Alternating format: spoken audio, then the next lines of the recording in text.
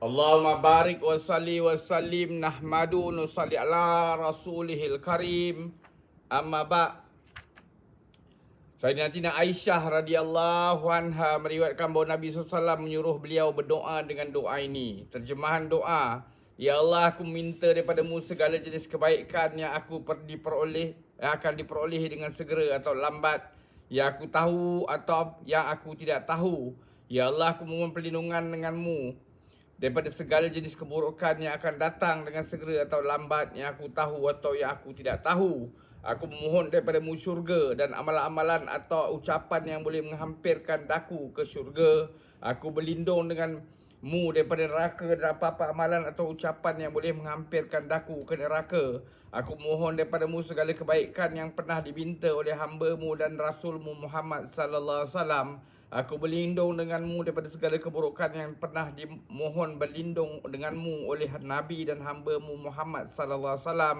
Dan aku mohon padamu untuk engkau menjadikan segala kesudahan segala urusan yang engkau telah putuskan untukku ialah kebaikan. Mustadrak Hakim.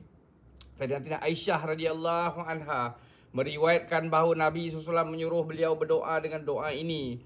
Terjemahan doa: Ya Allah, aku meminta padamu segala jenis kebaikan yang akan diperolehi dengan segera atau lambat, yang aku tahu atau yang aku tidak tahu. Ya Allah, aku mohon perlindungan denganmu daripada segala jenis keburukan yang akan datang dengan segera atau lambat, yang aku tahu atau yang aku tidak tahu. Aku mohon padamu syurga dan apa-apa amalan atau ucapan yang boleh menghampirkan daku ke syurga.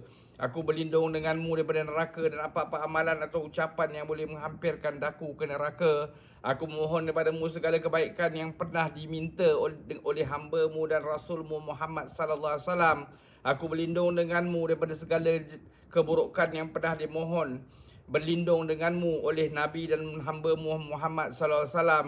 Dan aku mohon daripadamu supaya engkau jadikan segala kesudahan yang segala urusan yang telah engkau putuskan untukku ialah kebaikan.